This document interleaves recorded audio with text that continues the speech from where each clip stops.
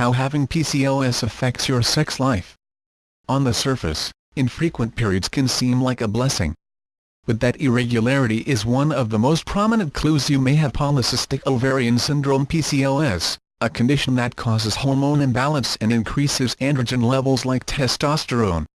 It affects up to 10% of women between the ages of 18 and 44, according to the National Institute of Health.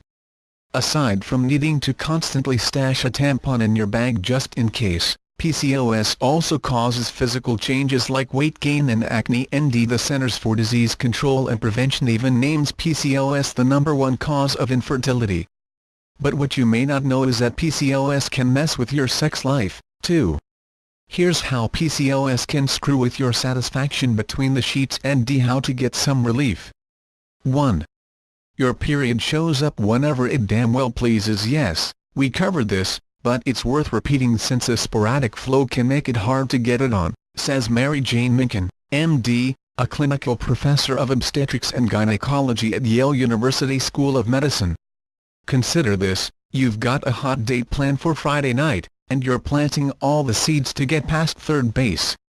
But when you wake up Friday morning with dark stains on your sheets, Aunt Flo lets you know she's got other plans. That can be a real downer, she says. While, yes, a date with a new guy is probably not the time to have the "are you cool with period sex?" talk, you should know that there's no shame in getting down when your red flag is up. In fact, here are 5 tips that can make period sex the hottest sex ever. 2. You just don't feel like having sex. Nearly 60% of women with PCOS experience some form of sexual dysfunction, according to a study published in the Iranian Journal of Reproductive Medicine. And nearly every woman in that group cited problems with desire and arousal. The researchers noted PCOS and sexual issues go hand in hand, and they're likely the result of women developing body issues that come with the syndrome. More on it later. Your sex drive can also take a hit when birth control pills get involved. And they often do, since the pill can help regulate hormones and put an end to irregular periods, says Minkin. But some birth control pills can lower your testosterone levels, which shoots your libido down, she says. If this sounds like you, ask your obgyn for a libido-friendly pill. 3. You're feeling insecure about your body. Increased testosterone levels can lead to extra hair sprouting up where you don't want it, like your face, chest, and back, a condition called hirsutism.